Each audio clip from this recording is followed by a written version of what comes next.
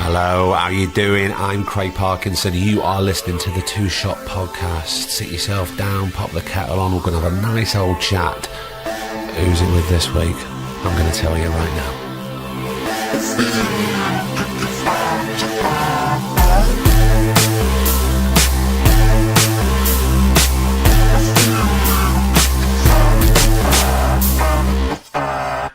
How the devil are you?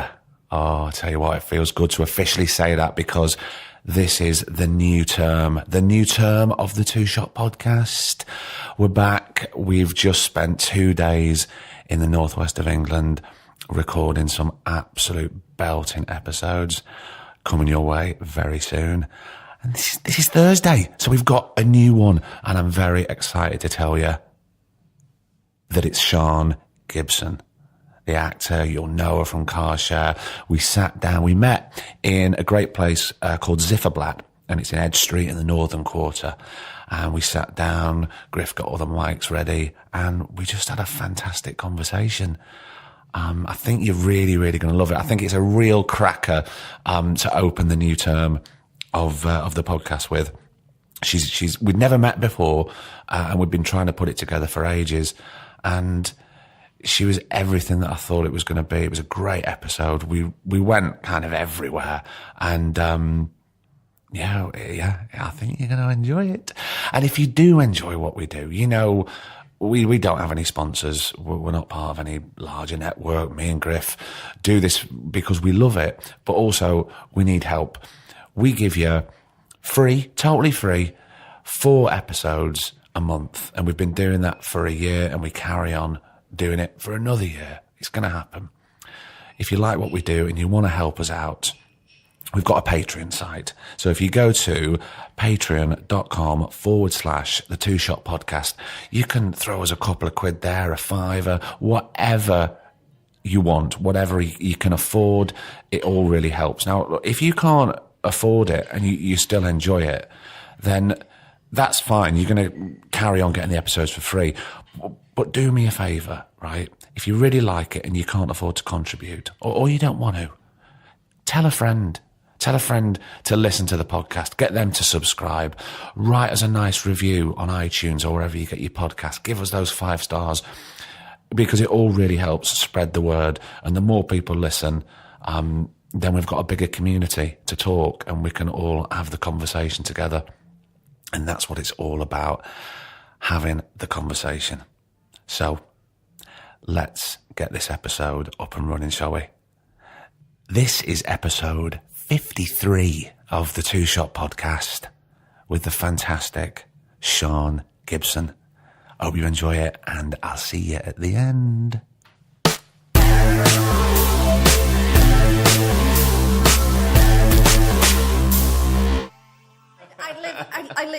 I don't live far. I've stayed there because then I met my husband.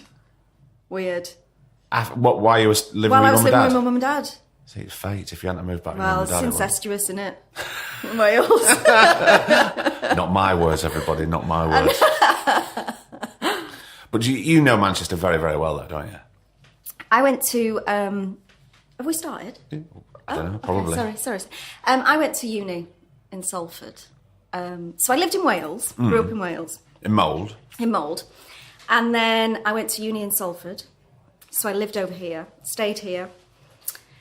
Yeah, but it's so different. It is so different. It's just changing now. all the time, yeah. though, isn't it? And even though, I was just saying, even though they've got Media City now and it's great, I never seem to work here, which is a shame. Funny. I never work in Manchester. Why not, do you think? Because people would look at you and go, oh, well, she's a right Manchester actress. Because they still film it in London, even if it's meant to be Manchester, don't they? You can't Everything do is that. in London. All my job seems to be in London lately. I very rarely film in London. Do you not? No. Because I used to live in London, and one of the reasons that we moved out, well, there's loads of reasons. We just want a bit of countryside and all that. And I said, well, it's all right because we never work in London anyway. Yeah. You go there to generate the work, but you never actually film yeah. there.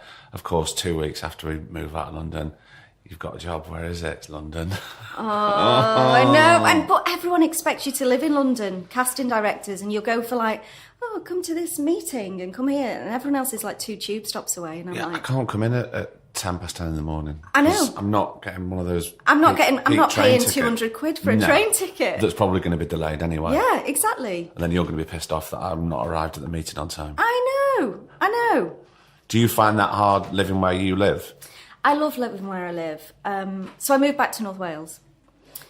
And, I mean, for me, if I get a job, I'm normally having to stay away. So it really, I feel like it doesn't matter where I live. If I need to go for an audition, I go down to London for the day. It's fine. Have a day off from my daughter. It's quite, have a little jolly to London. Yeah. But then when I come home, I mean, I'm not working at the moment, and it's great because I'm just down the road from Manchester, Liverpool, half an hour away. I'm at the beach in North Wales. I love living where I live. Best of everything. Yeah. Tell me about growing up in Mould. So it's you, it's your mum and dad. Me, 3 sisters. 3 sisters. I'm the youngest. I've got 3 older sisters. There's 9 years between me and my oldest sister. Does that make sense? Yeah. Oldest sister.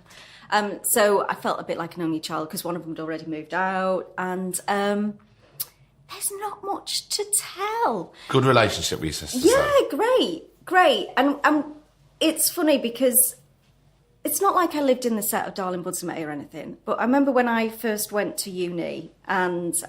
in Salford? Yeah, and did an acting course, and we did a Greek tragedy.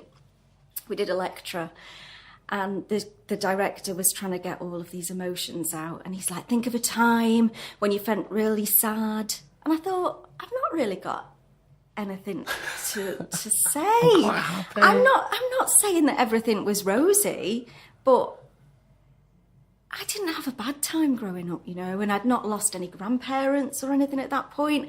And I was thinking, if I had a dog, how would I feel if it died?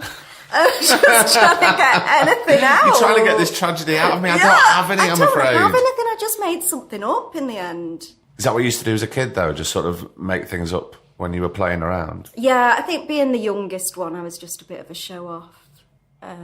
Used to get all the attention, much to my other sisters' disgust. Because probably they'd Yeah, like they were in high school when I was in primary school. So I felt a bit like an only child, really. But you didn't feel lonely? No, never. I used to share a bedroom with my sister, and she was in high school and used to have all the Phil Collins albums and everything, and I just used to have a corner of the room with a few Wham posters. Didn't we all? Didn't we all? I was a Whamette. Still am. You should be. Did you see that documentary about George Michael? Oh, God, heartbreaking. Ruined my Christmas. Did it? It's powerful stuff, wasn't it? When he died, Christmas Day. I was talking to somebody about that Duran Duran documentary on BBC 4. Did you see it? No. A few months ago. Did you see it, Griff? Why? It's just brilliant. It's just brilliant because they're not. Excuse me. They're never all in the same room together, so they just get them.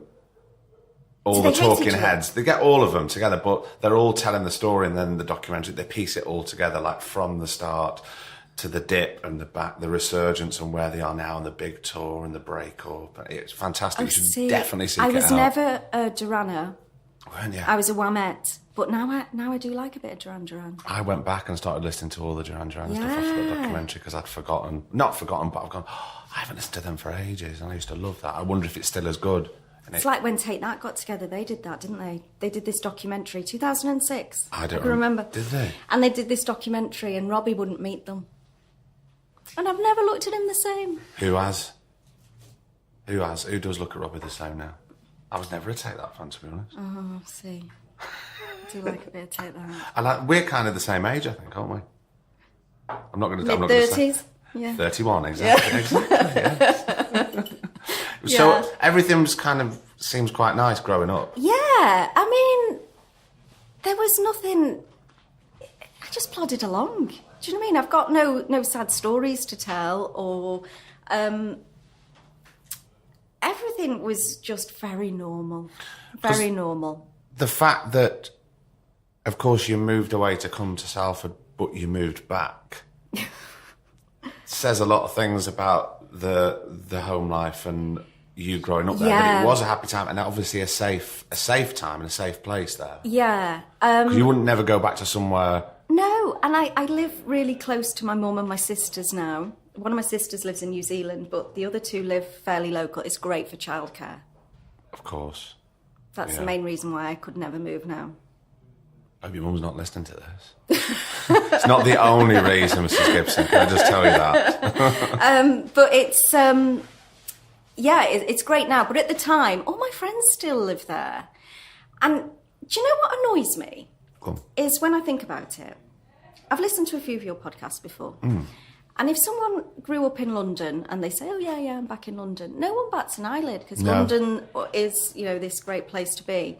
Whereas you sometimes feel a bit of a, I don't mean failure, but if you go back to your hometown, it's like you've not moved on. If you were anywhere else but London. I think what, maybe not putting words into your mouth, but when you say about failure, it's not how you would see yourself, but it's how other people would. You're worried about how other people would see you. I know exactly what you mean, but what's wrong with that? Well, nothing, but you do kind of make excuses for it. Yeah. I find myself making excuses. Which I don't think you should, because if you're happy where you live, then that's where you should live. The only reason I never moved back to Blackpool, not because I was unhappy, but there was nothing really there for me. Yeah. And it's a right bastard going from Blackpool if I need to go to London and back. Yeah, you got to change in Manchester, haven't you? Well, we go Preston and then change. But that's why. But I don't think people should look at that as failure at all. No, that's I do get more where you're about coming me, from. isn't it? I think. I don't think more about you, but more about one. I know other people that would say the same thing to that. But it's very handy where I live. Very handy.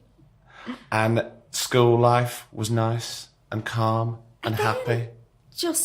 I was a bit of a swot in the way that... Were you a swot? Well, when I say swot, I wasn't brainy, but I hated getting into trouble.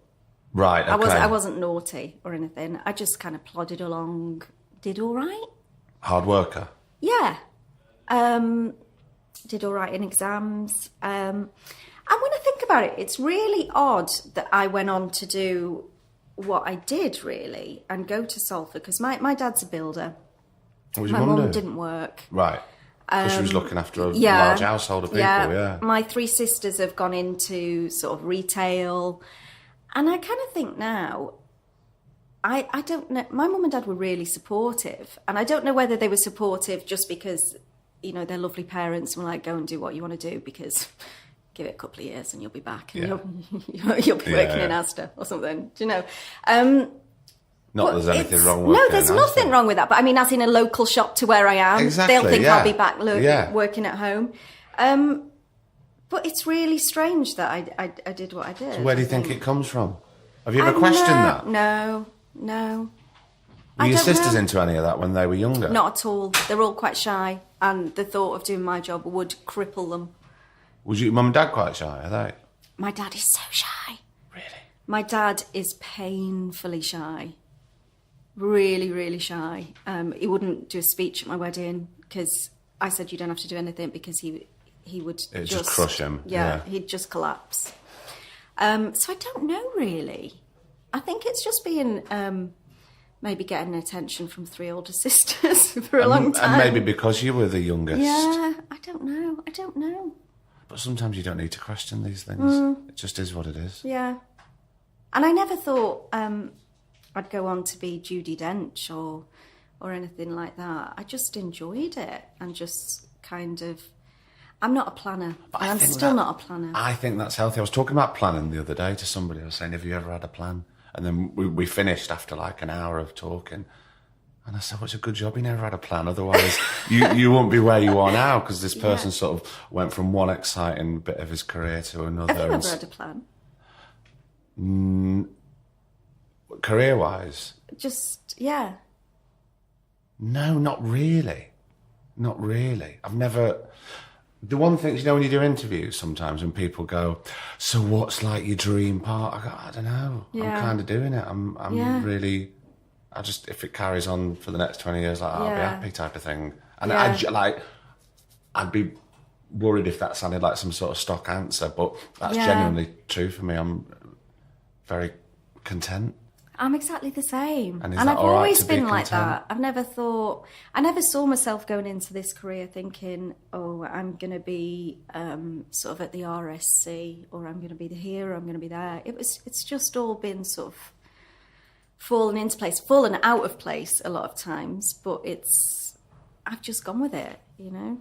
What else can you do? I mean, this isn't to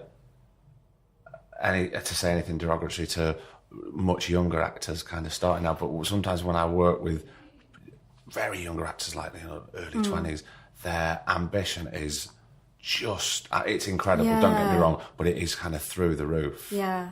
And I think if you're stepping into this arena, we know how hard it is and how the injustice and it's unforgiving and good for them, but I just think if you're setting yourself up from a great height, then the fall is going to be... I think it's a lot harder now. I do. And I think... I do remember sort of when I was in uni and we'd talk about what we wanted to do and we'd be like, yeah, we're quite happy doing theatre and education and whatever. I never saw myself being in a soap or being on telly. It was just whatever happened, whereas everything is sort of online now and people are doing YouTube. I am so bad with technology. And now we're in the age of self-taping for auditions. Yeah. I'm awful with anything like that. But I think I think it's harder for young people because there's so much pressure to go and put something on YouTube and put something here there. I can't even name anything else because I'm. But I know what you mean. But sometimes I think those young this is not a derogatory speak, but the younger people maybe they're more tech savvy. And we've got to that age now. Maybe the younger people are more tech savvy and they're kind of really all over it. Are you good at self-tapes? I'm kind of getting there, but I don't particularly enjoy them, if I'm honest. No. Because I think the whole part and parcel of getting a job is meeting the people that you're going to be working with. And being directed as well. Well, yeah, I mean, how often does that happen nowadays? Yeah. It's But like, you can self-tape and then if you get a job, you go... oh, I'm not going to meet this person that I'm being directed with and hopefully collaborating with till day one and go, shit, what if we don't? I mean, luckily, few and far between, it doesn't really happen a lot, but what if you don't get on or... I've never got a job through a self-tape. No, I don't think I have. Oh, no, I think I have one years ago, like, out of luck. The first time I was got asked to do one, because I sort of went, I left, backtracking now, I left college and went straight from college and got an agent, and because I'm short, I always used to look younger than I was. I could play teenagers into my 20s, and it was, I used to work a lot, and it kind of dried up, and I had a break where I didn't work for a long time. So when I came back into it, everything's changed. Everything. Did you feel that was that? Yeah. And when I did my first self-tape, it was for a comedy, and there was a bit where it says the actor takes their hat off, the character takes their hat off, and it's a policewoman's hat. And I thought, oh, it's a comedy, let's have a laugh, the people watching this. And I had a witch's hat. I just thought, I'm going to do the scene in a witch's hat, thinking that's really funny. And then my agent went, I'm not even sending that. That is just so rubbish. Do you rewatch things back? Oh, kind of. But also my husband is a gasman. Right. So isn't in the industry. So when I do self-tapes, and this maybe is a bad thing of living where I live as well, I've got no actor friends live near me. So if we're doing a self-tape, it's him usually just reading doing it the offlines. and laughing. And laughing at me. And we spend half the time, I'm going, don't look at me, don't look at me, don't look at me, don't look up, stop, don't look up. I did one not long ago and he's just, I can see his head like that, laughing, reading the lines in for me. We've been doing this 4 hours, it's only a 2-page scene. And then the dog starts barking and you're like, oh God. No. And I just end up, just send it, just send, because I can't be bothered doing it any longer, I won't even look. Tell me about, why did you choose going to Salford? Was that... Did you feel because it was the nearest to you, maybe? I did my A-levels And I was part of a really great youth theatre called Clwyd Youth Theatre, which is a theatre in Mold Theatre Clwyd, and they used to have a really great youth theatre. And a lot of people were sort of taking a year out and then applying for drama schools. And this is when you were, like 17? Yeah, 17, 18. And at the time I thought, I kind of didn't know what I wanted to do. And then I'm just going to apply locally because I was a bit scared. So I applied to Salford and I applied Manchester Met. I think I applied in Liverpool maybe. I don't think I cast my net very far. And someone I know had been to Salford, and I went for my audition there and loved it. And got in. So it was just one of those things that it kind of, again, just happened. It just fell into place, yeah. And I had a great time in Salford Uni. It's a really good uni. Was it three years? No, only 2. Only 2 I years? only did a HND. I didn't even do a degree. Right. But it was great. We had some... that's where I met Peter Kay in Salford. We were on the same course. And we did a stand-up course. There was a stand-up course there? Well, they do it full-time now, apparently. What, a stand-up course? Yeah. Please tell me about the stand-up course, because I was talking to a stand-up comedian not so long ago, and I found it very, very intriguing. Well, they did, not a course, they did a stand-up option, so you could do sort of like theatre crafts, TV, production, stand-up, so they were all kind of modules. And your exam was just doing stand-up in a pub down the road. Which Peter did it, and everyone was like in bits because he had it straight away. Was it the Frog and Bucket? No, it wasn't even Frog and Bucket. It was called the Pint Pot in Salford. The Pint Pot. Yeah, it was just a little pub, but it was really misleading because it was just all your fellow students there, just laughing at everything anyone said. Right. So everyone was like, yeah. It was a great course, and we used to do little bits in Granada and what sort of TV technique yeah, stuff? Yeah. I remember there was an actor on our course who went on. He's doing really well for himself now, but at the time he had an agent in Manchester, and everyone was like, "Oh my God, he's got an agent!" And while we were in Salford, he played a dead body in Silent Witness, and we were like, I was phoning my mum, going, "This is the place to be, Mum. It's going to happen." He's a dead body in Silent Witness. There's your aspirations right there. On that slab. Yeah, I know. But so we did a sort of like a final show, and I got an agent and went straight into work, really. So even though you went into that course not necessarily thinking this is what I'm going to do for a living, you were still enjoying it. And did you come out through that 2 years? Did you come out the other side thinking, "Oh no, I think I am going to pursue this now"? Yeah, I did. And what changed in you, do you think? Well, I suppose I always really wanted to do it, but was never kind of confident enough. And also, with my upbringing, I never thought it would kind of happen. You know, I just thought because people like us don't really do that, and I don't really know anybody that does that for a living. Exactly, and I just thought I'll just see how long it lasts. And I started working straight away, which was great. And that lasted a while. Do you think you grew in confidence then during that 2 years? Yeah, definitely. And I think at that age as well, I thought I could do anything. Well, of course, yeah. I felt like I could do absolutely anything. I was really confident, a lot more confident than I am now. You seem really confident. Do you think? It's all an act, Craig. You don't know. That's another thing. You doesn't seem. Yeah. You seem very normal. Yeah, and natural. But I think we're in this, especially in this profession, we've all got our insecurities, haven't we? Oh, absolutely. We have to sort of hide those for our own good. Otherwise, you're going to get hurt. Yeah, exactly. You know, you kind of always wanting to go, Am I doing this okay? Is this all right? Yeah. Oh, God. I don't know if I belong here. Yeah. You know, it's I'm always so out of my depth. Are you sure you've got the right... I'm so out of my depth. Yeah, exactly. Constantly feel like that. Constantly. Even now? Oh, even more so now. Do you know, I was saying, and not that we really talk about sort of jobs and work and all that, but I was saying why I think people kind of relate to you on screen is because you're very natural and normal. People go, I know her because she lives down the road. A lot of people say that, yeah. Or I know a version of her. Yeah. Anyway, get back to... So you're working. Oh, yeah. So lots. I was sort of doing temping in between like everyone did. And then it kind of got to the point sort of 10 years on when the work was drying up. I can't play teenagers anymore because I'm getting 30. It was a good progressive 10 years. Yeah. And I made enough of a living, in between. And I'd have time off from work and you'd just do odd jobs in between. But it gets to the point where, I was living with my boyfriend and you've got to pay your bills. Were you here? And you were still in Manchester? Yeah.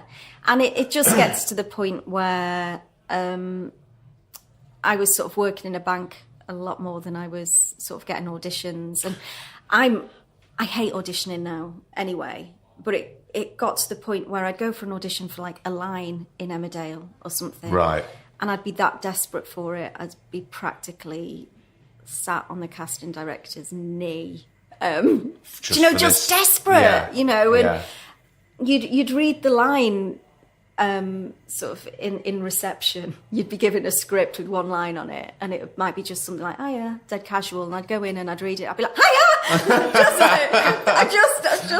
I think I've got this. Just hyperactive like, love me, just too much, and it just got to the point where it sort of died down. And I had an agent in Manchester, not far from where we are today, actually. And they had a website, and I hadn't worked for a while, and I was too embarrassed to even phone them and say what's happening, And I looked on their website one day, and I wasn't there. No.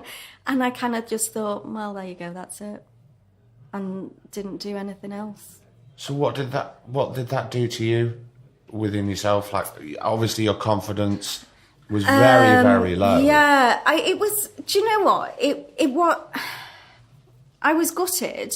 I was too embarrassed to phone them and say, "Where am I?" Because I just thought I am rubbish. I'm not even phoning them, and I just carried on with what I was doing and took my temp job into a full-time job in a call centre and just worked there. But you obviously weren't fulfilled. No, doing that I at wasn't. all. But did you feel you just had to sort of crack on and get on with it? Well, yeah, and then at this point, I'd broken up with my boyfriend and I'd moved back in with my mum and dad, mould. Right, so you'd gone back. So I got a job in a bank near my mum and dad, and I wasn't depressed or anything, but I was just like, right, that's it, I've had a crack. Nothing's happened. Right. Just move on. There must have been a part of you that after 10 years... Yeah, definitely. But, I mean, I've got friends who were so talented who weren't working as well. And that might, without sounding terrible, makes you feel a bit better. But the amount of incredible people, naturally gifted people I know that have never really had a crack is... I know, exactly. Shows how weird and unjust the injustice of this business. Exactly. And I just kind of went with it.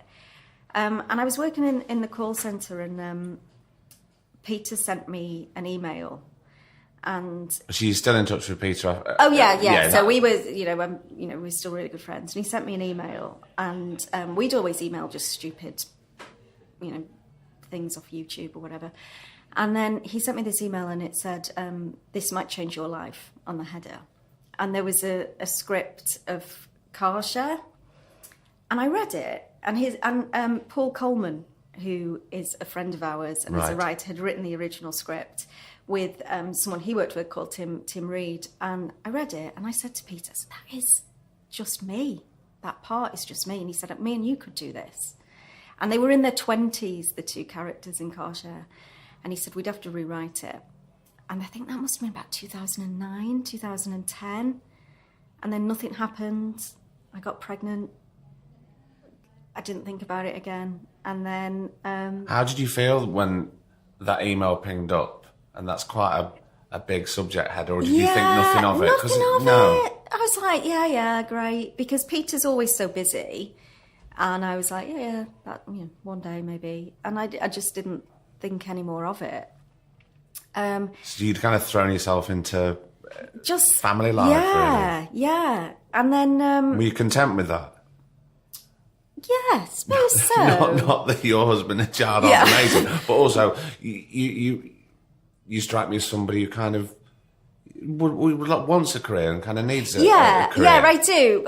But what's strange is I've still got friends who are kind of in the industry, so I kind of lived my life through them and get excited for things they did and would read their scripts and do lines with them, and I just kind of lived my life that way. I know that sounds really stupid, but no. Living where I lived as well, you're kind of out of the arena. Yeah. It's not even like you're in Manchester where you can just go, I'm going to pop to the theatre tonight and things like that. I was just out of it. I'm living another life. Sometimes in that way, it's healthier, certainly mentally, to get out, remove yourself from that situation because you're not surrounded by it all the time. Because when I was here, I'd do plays in the Frog and Bucket and not get paid and just be doing things. And but still you're being creative. You're in it, so you're getting it out, and you're not sort of internalising. But if I tried to put on a play above a pub in Mould, no one would come. So I'd be like, have you tried? I don't know. That's the thing. Well, Sean. maybe should do. Maybe I'll do that next. But it was, it wasn't like I was depressed about it. But there was a part of you going, oh, well, I wouldn't mind dipping my toe back in. Yeah. But I don't want it to take... I suppose what's really healthy is that you didn't let it take over your life. Because I know quite a lot of people that it does. Yeah. And I don't know if that's healthy. And I think a lot of my friends where I live have all got...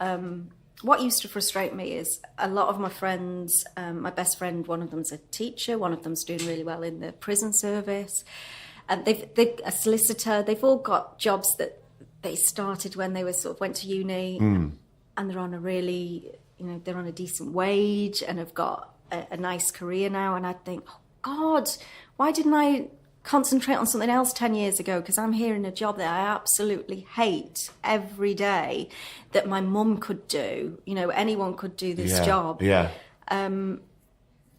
So I started I forgot about this. I started a teaching course. Right. Thinking to teach drama. To teach drama? Yeah. What, for kids? No, I thought, because I thought I haven't got a PGCE, so I did sort of like a night class that I could teach and go in and do sort of like not sixth form, sort of like further education and BTEC and things like that. Right. Is this before you had your daughter? Yes. Yeah. So I started this, and then I did actually go into a classroom and hated it. Did you? So I left the course. Why did you hate it? Oh, because I couldn't discipline anyone. It was awful. Can you just... Excuse me. What do you think of this? I don't like it. Okay. So I was... Fair dues, it's fine. Fair enough. Let's talk about this, please, shall we? No, okay. When it's not in you, it's not in you, is it? It just wasn't in me. Yeah. It just wasn't in me at all. I'd have loved to have done it, but it just wasn't me. Were you happy at this point, though? I know you were content, but you talk about your friends who are going, oh, well, they're doing very well in their careers and they've got the car and they've got a nice wage. Were they particularly fulfilled or happy? Well, do you know what? When I look back, I don't think I was unhappy. I was probably always chasing it deep down. I never told anyone, any new people I met, what I used to do for a living, because you'd get the whole, oh, why don't you go on Hollyoaks? That's filmed in Chester. Why didn't you do this? Why don't you do that? It's just easier not to say. That's so much easier. And then you've also got the, so what would I have seen you in? Yeah. Oh, it's just not. And I still lie now. If I go in a cab and someone says what to do for a living, I make things up. I don't say. I know. When I was just getting the brews before we started talking, one of the receptionists here where we're recording, she was saying, so who were you recording yesterday? I said, oh, this people. And I'm just interviewing an actress now. She went, oh, she comes in here all the time. So she mistook you for somebody that comes in here all the time. So well, I'm waiting on the side. Safe to just go, I do all the time. In fact, I did it. We were on holiday a couple of years ago with my husband, and we were talking to this couple, and I told him I was an accountant. I don't know where that came from. Did you get away with it? And he was like, "Oh, I've been an accountant for like," no. and I was just like talking about legislations for about an hour on this trip to see a moose in Sweden. I was just like nodding, yeah, it's terrible that. It's not what it used to be, is it? Of all the things you could have gone for, accountant, I'm an accountant. Oh, I'm in the shit now. I know. Oh no, I just lie. It's so awful, isn't it? So how long were you kind of in this wilderness? Albeit for a good contented. 5 years-ish. 5 years. Right. Until we wrote Car Share. And how that happened was, actually, I don't know how it happened. But what was really strange is I had my daughter, that carried on. Then when she was 10 months, she had to have an operation on her hips. So she was in hospital and had this body cast on that was from under her armpits down to her ankles. And we couldn't fit her in a car seat. We couldn't fit her in a pram. So she was in it for 4 months. So I just didn't leave the house for 4 months. So Peter said, let's write this Car Share. So he used to come around once, twice a week. We used to put Gracie, my daughter, on a beanbag with some quavers, and we'd write it while my husband was in work. And we wrote the series, the two of us. And then all of a sudden he was like, yeah, we're filming in April. I was like, what? So from we started it in January, and we filmed it. And you were going in April? In April. That same year? Yeah. Without a pilot? Without a pilot. Straight to series? Straight to series. Wow, bloody hell. After like 5 years? Yeah.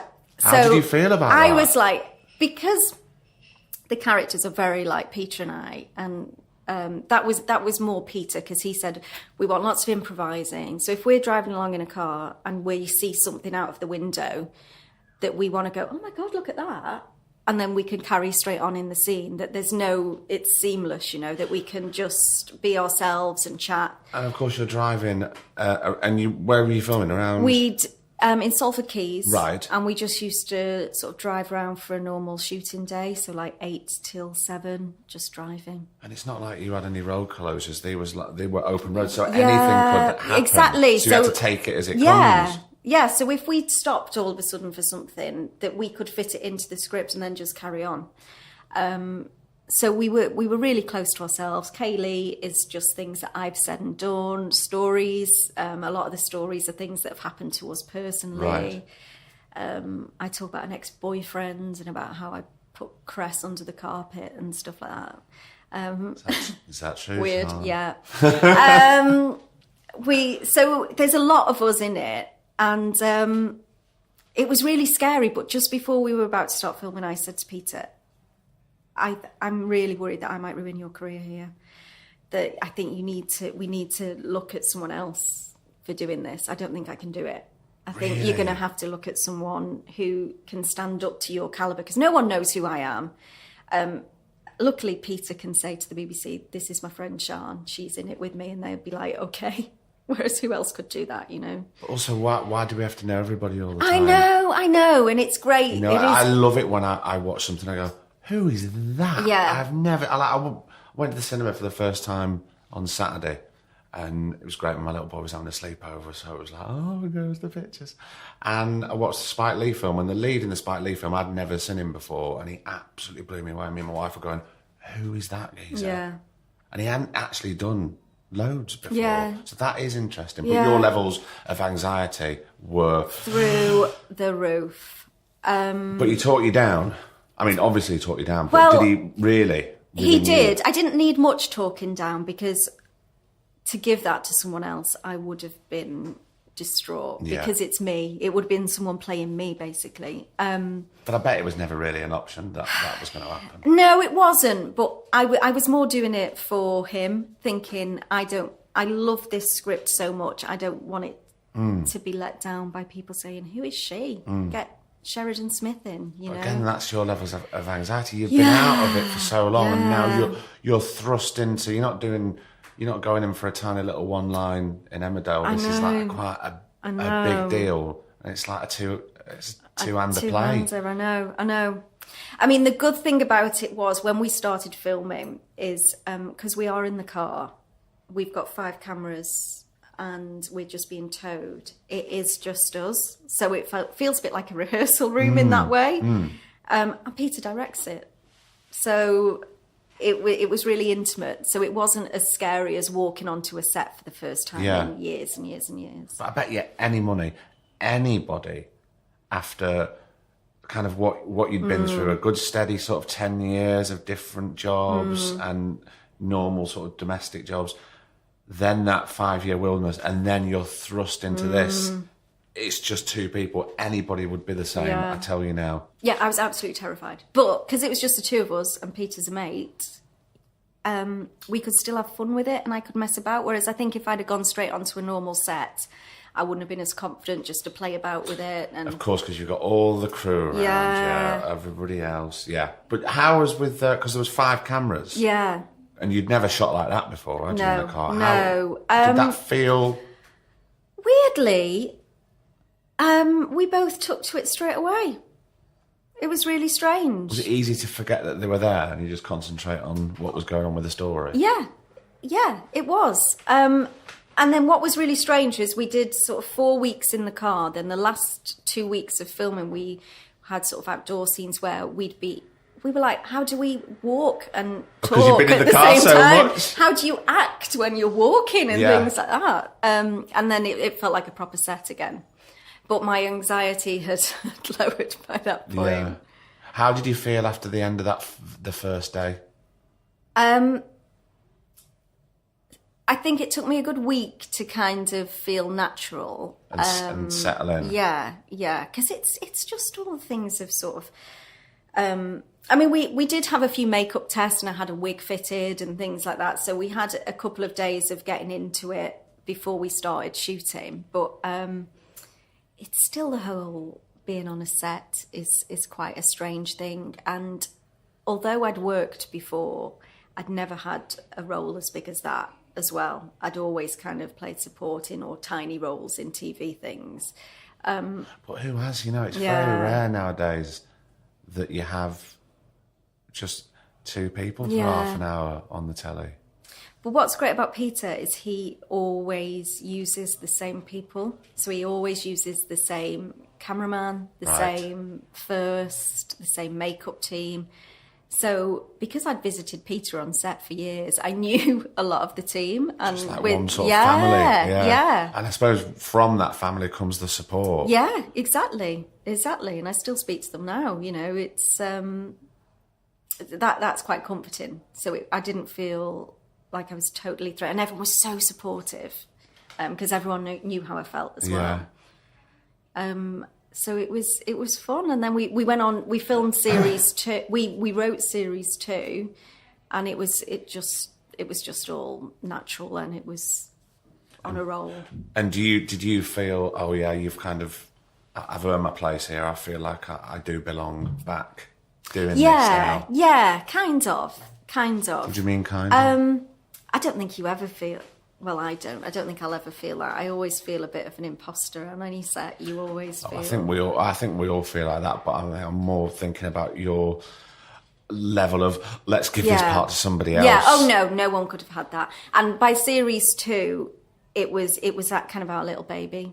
So we knew exactly what we were doing. We knew how it would be filmed. We knew everything, so it was a lot easier. But still exciting. Still exciting, yeah. Because we filmed it 2013 series 1 and we filmed the second series 2016. So there was kind of 3 years in between. And I'd started working as an actor again in between that. So I had a sort of another kind of level of confidence as well. Was that starting to grow then, your level of confidence to do other things? Yeah, I think so. I just thought... If I was, I was getting sick, I got an agent because I didn't have an agent when I did Car Share. Right. And because there was sort of like a big gap in between Car Share being filmed as to when it was being aired, there was actually 2 years in between it being filmed and aired. I didn't have an agent that whole time, so it didn't work that whole time either because I couldn't have gone to an agent and gone, you don't know who I am, you've never heard of me, but I'm going to do a lead part, a co-lead in something on BBC One. they'd go, yeah, whatever. So I had to kind of wait till it was aired. So I went back to working in the call centre. Did you? Yeah. That must have felt odd. Felt very odd. It felt very odd. But needs must. Yeah, you know? exactly. We've all got bills to pay. And everyone was like, I thought you'd done this programme. And I was like, yeah. Oh, no, those types of people. Yeah. See you back then. Not bothered. It was just kind of... How do you find it when you're filming away, being away from your family? I find it really hard because of where I live. This is the main thing as well. That I just finished a job in London and it was 4 weeks away. Everyone else commutes, even if they've got an hour from one side of London to the other side of London, they commute and go home every night. And I'm usually the only one in a hotel on my own, and I find that hard. But then you might not work for sort of 3-4 months. Exactly. So just throw myself back into that. You know, the bills don't pay themselves. I And know. the mortgage don't pay itself. I know. So. It is hard. But I suppose if you balance it out, I always think, look, if you're gonna have to be away for 4, 5, 6 weeks or whatever, then you've earned your right to have some extra time off. That's what I do. And there's ups and downs, and there's downsides, and there's pluses. And then one of the pluses is, well, I'm not 9 to 5. Yes. So I do get to go, that summer holidays, they really mean something. If I'm not working, we can have a proper summer holiday and I'll be with you every day. Yeah.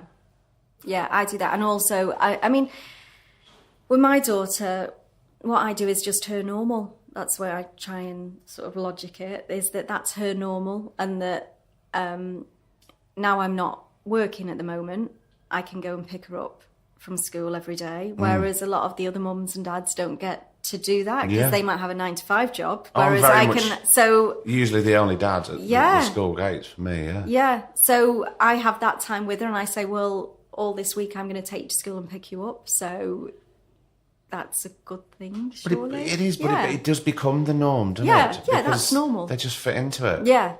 And they know that sort of mummy goes away. Yeah. And then, she'll be back in a few weeks. And then she's plenty of time off. Exactly. It's my guilt rather than, she's really looked after. I mean, I'm lucky, and I think quite rare in this industry, that my husband isn't in the industry, and he works a 9 to 5 job. So that is great that I know that I've always got someone at home with her. And I've got my parents nearby and my sisters nearby. Yeah. So if I'm ever going to be, if I have to go for a casting and I think I'm going to be late, I say to my mum, can you go and pick her up from school? And, I've got that support network, which is really good. It's really important. Yeah. Especially for, a mother's guilt. Yeah. And I've only got one. She's 6, and I probably spoil her a bit too much, That's all right. It's all right, isn't it? Yeah, of course it is. Do you know what you're saying about that do you still hate auditions now? Oh my God, awful. I'm just going back to thinking about when you were at school and the fact that you didn't want to get into trouble, but you seemed very confident in an exam environment. Yeah. Oh, I am terrible at auditions. How come? I hate them. Even if I go to an audition now where I'm a lot more laid back about everything, because I always think...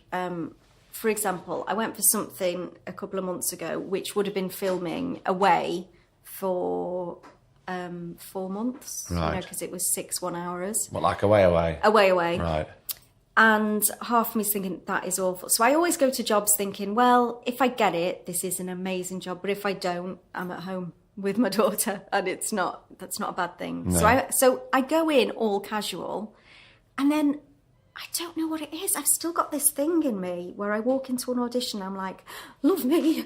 And I start talking too much and just babbling on and just getting... I heard your podcast, actually, with Amanda Abington. I found it so interesting that you talk about castings and that it's turning into a line learning episode. Well, I think it has slowly changed. Yeah. And I don't really know why. I mean, I think I kind of do. I think it comes from across the pond. But... Yeah, because I've got no desire to go across the pond, but I've heard that that's what it is. But I just try too hard in auditions. I try too hard. Because you want it, or you want to... Even if I didn't want it, I You'd come out of still that do room that. I want it, because I go into it just trying to please. I don't know what it is. That's saying something about my personality, I think. But I just try far too hard. I think I come across quite needy.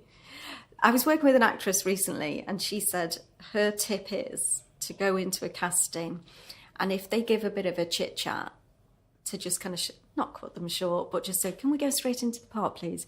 She said, because if she's learnt the lines and she wants to get it in down. a headspace, she wants to go in and do it, and rather than go and chit-chat about how you got on and how your train journey down. Yeah, I mean, I don't know. I'm not going to go with that, because I really like... I like that bit. I really like the talking, and I think half of getting a job is, of course, they want to see how good you are in this role.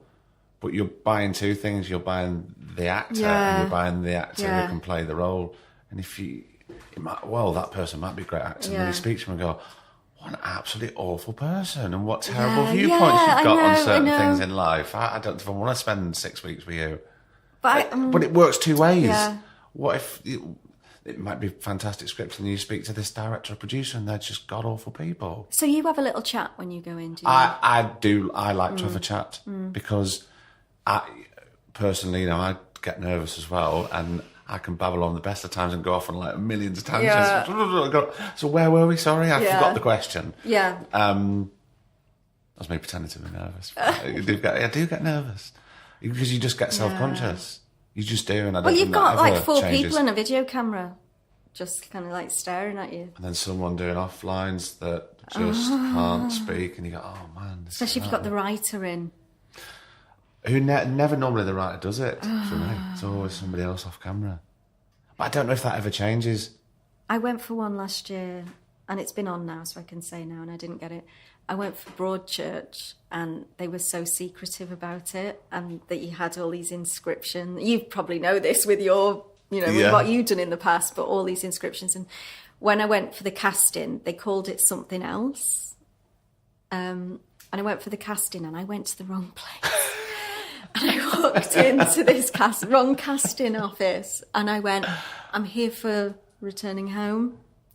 And they're like, "What? Returning home?" No, did you do a little wink? Broadchurch. And they're like, no, it's not here. It's like, oh shit. So I phoned my agent. I'm like, where am I supposed to be? She's got to go to Spotlight. So I'm like racing across London. I don't know London at all. I am like a tourist when I go to London. And I walk in, and it was like a really serious part. And it was winter, and I had a big scarf on, and I had my bag across my shoulder. And I walked in, I was like, I'm so sorry. I got there just in time. And I'm trying to take my scarf off, but it's got caught in the handle of my bag. And I'm like... I might as well just go home now. I'd have given you the job just from that. There's no reason that I have got this part. It took me about half an hour to work out which way my scarf went round my neck. That's brilliant. Didn't get it. Don't matter though. Don't matter. Do you give yourself a hard time then? I do. Because if you feel that you've got this, you feel you're judging yourself about being over eager and eager to please in that situation. Do you know what? All the castings I've been to, if I haven't got it, luckily, so far, every job that I haven't got, the person who's got the job, I've gone, oh, well, I would definitely cast her anyway. She is amazing. So I don't kind of beat myself up and go, oh, God, I let myself down at the audition. You know that it's just personal taste at the end of the day. And also, I should be better about it, but since doing Car Share... we did the casting for it kind of thing, that we would say, oh, so-and-so will be great in this part, or so-and-so would be great. So I see that there's amazing actors that you could have chosen, but, oh, he looks better because he's done it. So you see kind of the mentality of how it works. And I don't get caught up on it, but it is always one of those that I walk out the room and think, I wish I was just more relaxed and natural rather than just going in and... But that's what I mean. Do you give yourself a hard time from that? Yeah. Not necessarily about performance, because I agree with you. when you look at things, you go, oh, well, I totally understand why they got it. Or you can walk out and go, oh, there's no way I was right for that. I thought I could have done, but I couldn't do it. I know my limitations. Yeah, exactly. You know what I mean? Yeah. No, I still give myself a bit of a hard time, but it's normally gone by the time I've got the train back. Exactly, that's it, innit? It's 90 minutes, 2 hours for me. Yeah, and I can put the cat o' nine tails away. And that's just what I do. I get home and I'm in a different headspace, but I'm normally analysing everything on the way out, thinking, oh, I wish I'd done that. Or it's those ones that you go out going, that went so well. Oh, but you know what? I did. I spoke to this director not long ago, and I was talking about auditioning and what what they think when they go in the room. And he said, normally, if and he is a really nice guy. He said, normally, if I know someone's travelled far, I give them longer in the audition, and I really chat to them because I feel guilty that they've come out of their way, and I give them longer audition. And I'm thinking, oh, that's made me feel even worse now. Because now every time I go into an audition, I'm chatting away thinking, oh, they like me. It's just because he's thinking, give her another 5 minutes. She's gone from taken her 2 hours to get here. Give her an extra 5. Says a lot for Gloucestershire. So yeah, we're both in the same boat. So I'm like, oh no, I always thought that was a good sign. But I spoke to somebody as well, and I forget if it was a writer or a director. I don't know if I should say this. No, I should say. Say of course, it, I say can't it, say say it, say it. Everything's honest on here. But they said, as soon as they walk in, we know within the first 5 minutes. Oh, God's sake. And I think, all right, well, if you know within the first 5 minutes, just cut why it, see them? Just cut it short and let them go. Yeah. Why don't waste everybody's time. And sometimes if they're long and drawn out. Oh, I know. Have you ever cut off an audition? Have I ever cut one off? No, I'd be there all day if they'd have me. Yeah. No, why have you? I said, right, this isn't working or something. I've gone, right, and I think they said, what did they say for something? It wasn't going well at all. There was a really bad sort of air in the room. And they said, do you want to give it another go? And I went, no. That makes me all anxious. I said, no, I think we're all right, aren't we? And they went, yeah. Like it was unspoken. Did you get it? Fucking got it. No, of course not. You just know. I went for one. I didn't get it. I'm just talking about all the jobs I'm not getting now. But this is interesting because you know what? We've never actually sat down with anybody and done an in-depth sort of audition thing. I want to do.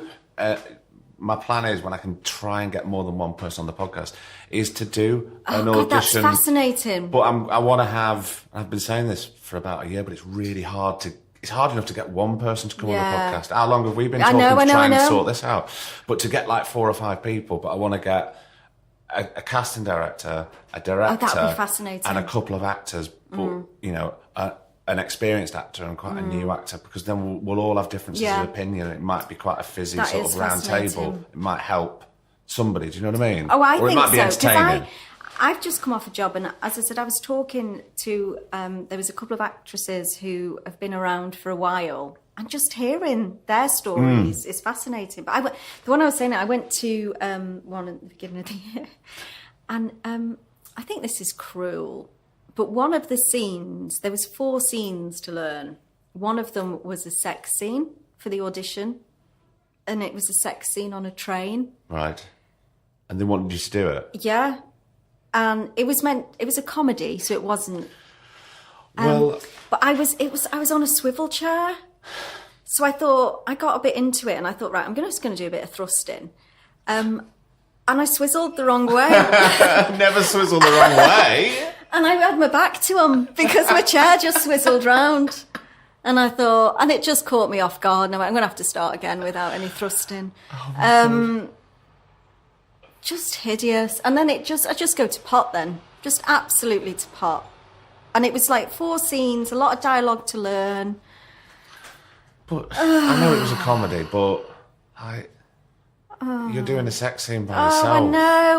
What's funny about that? It's just uncomfortable for everyone involved. You're going to walk out going, I've just been doing a sex scene in front of these strangers by myself on a swizzle chair. There was another actress I know who was up for the same part, and I phoned her afterwards and I went, oh God, that was just shocking. And she went, I couldn't make the audition, so I did it as a self-tape with my mum. That was even worse. But neither of us got it. Oh, God. I know. Why do we do it? And I walk out thinking, why? I don't know, because sometimes I've stopped. I'd sooner not go in. Yeah. Because I don't want to have that 2 hours afterwards of going, why did you do that? Yeah, I've made feel myself dirty. feel like shit and Yeah. rubbish. And it does Yeah. nothing No, I know. for my upstairs or my self-esteem or anything. Yeah. In fact, it'll Does make the me feel opposite. worse. I got sent a rape scene for a drama. Oh, what? And I went, no, I'm not going to go in and What?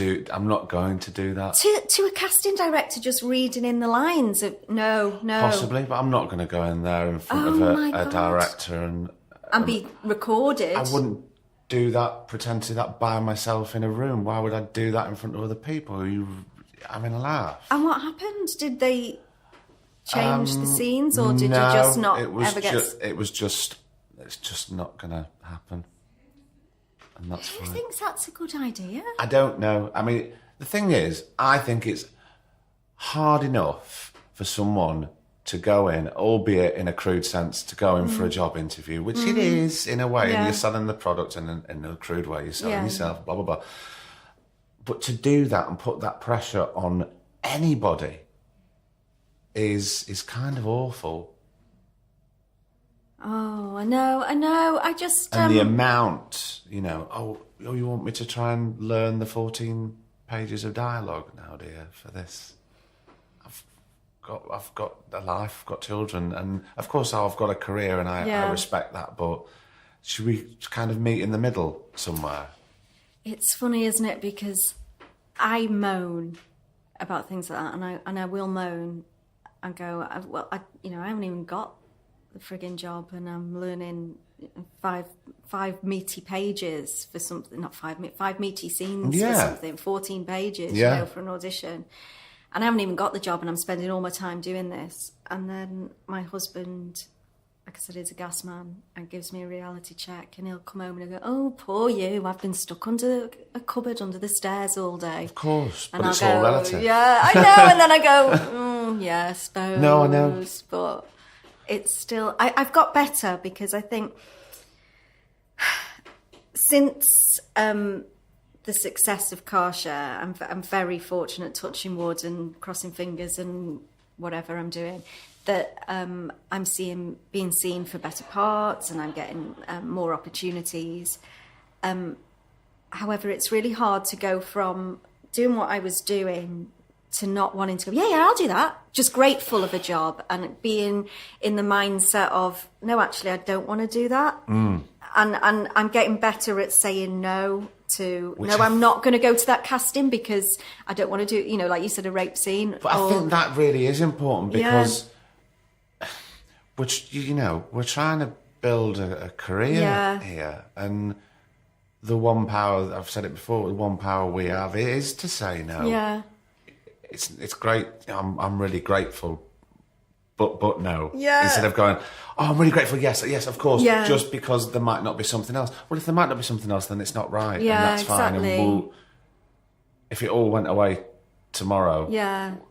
we'd kind of all be fine, and it'd be like not getting that job or coming out of the audition. Those first 2 hours would be really hard, and then you kind of you'd have to kind of get back on with it, because I've it's still life. got my old mentality from years of sort of scraping a living together. It's really difficult, and thinking, oh God, it could all just go tomorrow. And I'm really trying hard to sort of get over that, and writing things and that I want to do, rather than just expecting everything to come to me.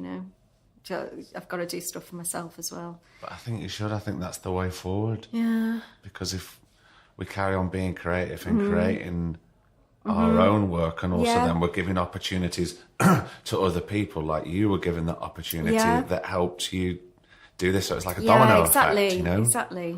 But I think we kind of should have in the back of our mind, you know, well, maybe that's what keeps us grounded, that if it all went away tomorrow, what brilliant things that we've done. Yeah, exactly. And what amazing people that we've met, and that's all right if it all went away. I mean, I've been very lucky, and I've had some, you know, the great jobs, and I've loved every minute of them. But I'm talking more about the ones that you kind of sent, where you might be sent a script that you don't 100% believe in, and I have to stop myself from going, oh yeah, I'll do it. Yeah, I'll do it just because it's a job. Because there's always that little niggle. Yeah, it's a job. You're turning it to who do you think you are? I already feel guilty that I'm not. That's what it is. I mean, I don't regret anything that I have worked on, but it's more the things that I've been sent going, oh yeah, I'll, you know. I don't think that ever leaves you. You still feel like that. God, there's loads of people that don't work, and I feel. Who do I think I am? Who am I to not do this? Yeah. Yeah. But God, I don't want to end it on a downer, Sean. I feel like together we've brought the conversation down. We have, haven't we? I don't think we have. I think we're being really honest and it's and like normal. We go, oh, it's a shit business. I'm not saying that. I love my job, and every job that I've worked on, I've had the best time. I've worked with brilliant people.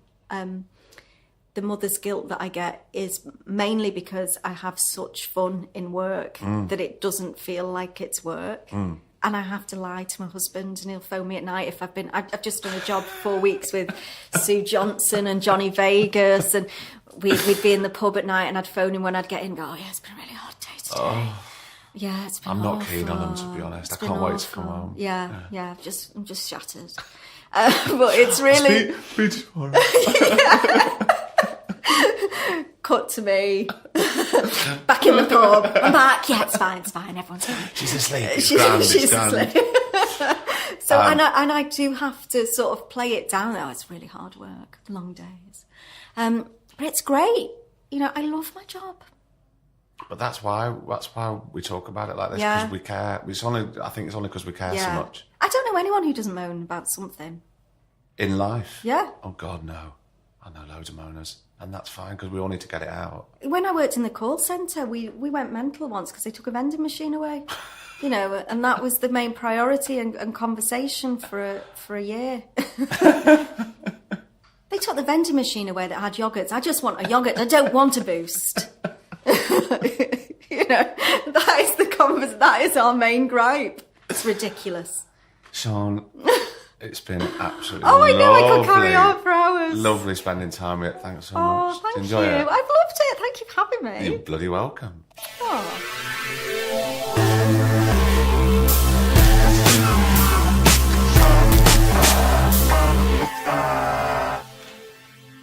And the first episode of the new term is done. How brilliant was that?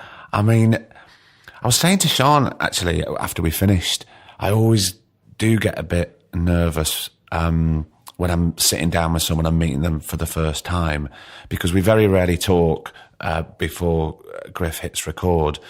So there's kind of a nervous sort of fizzle, a bit of energy between us, and we don't really know where it's going to go. And that's the exciting thing about the conversation. And I really hope you enjoyed it. I loved it. I mean, we both said afterwards, me and Sean, we could have gone on for longer. We could have. So, you know, maybe we'll come back and we'll have another natter.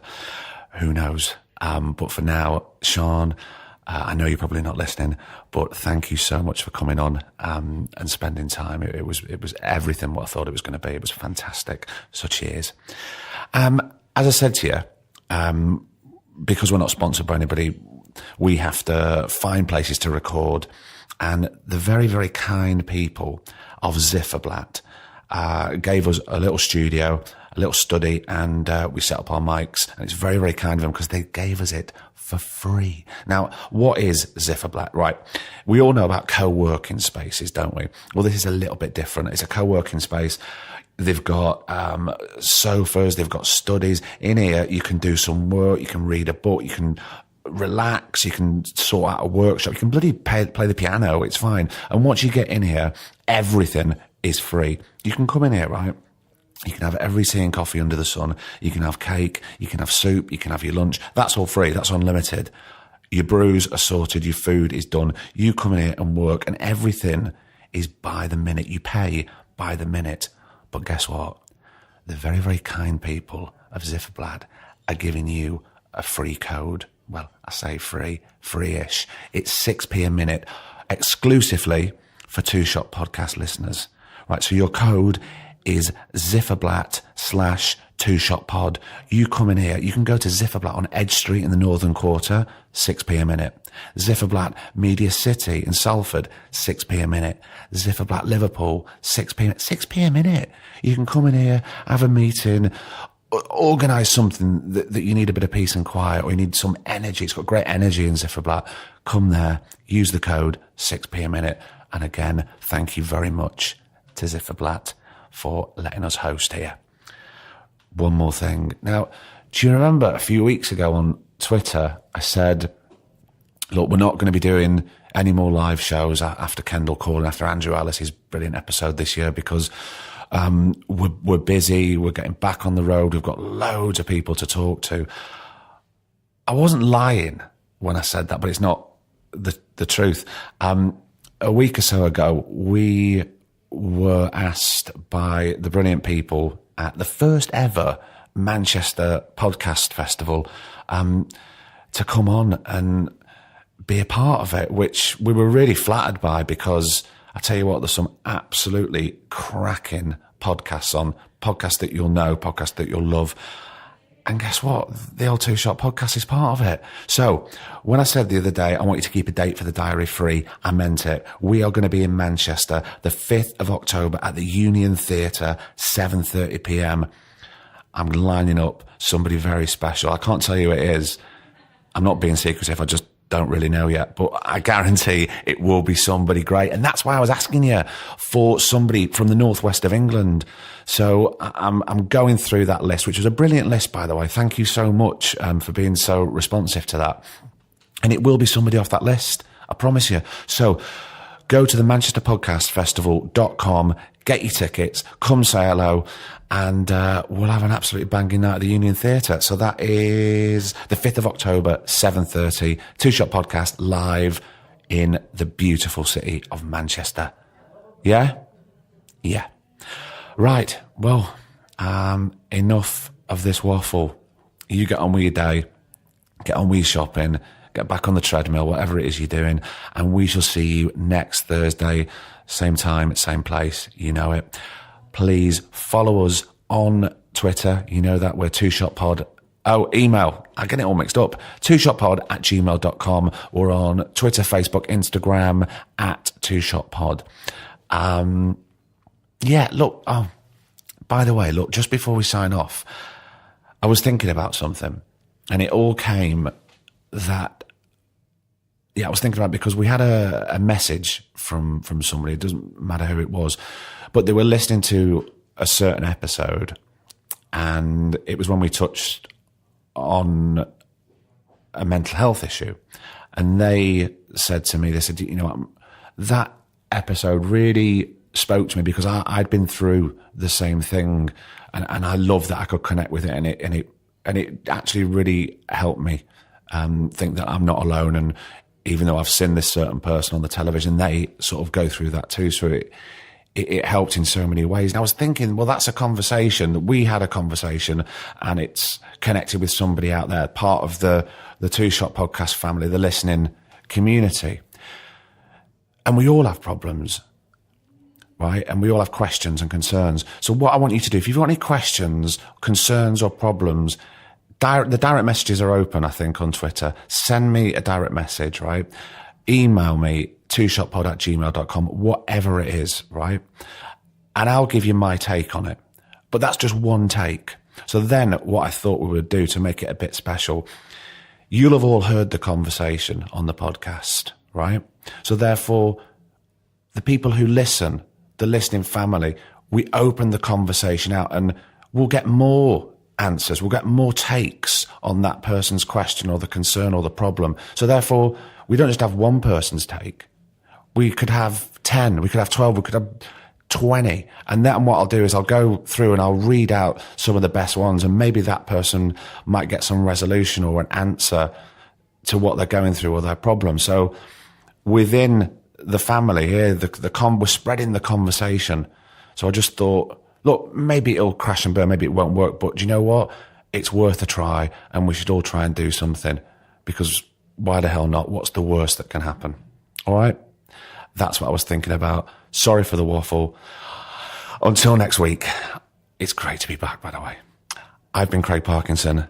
He's been producer Griff, and this has been the Two Shot Podcast. Thank you so much for listening. Have a great week and take care of yourself. See ya. The Two Shot Podcast is presented by me, Craig Parkinson, recorded and produced by Thomas Griffin for Splicing Block. Our brilliant music is courtesy of Then Thickens. Cheers.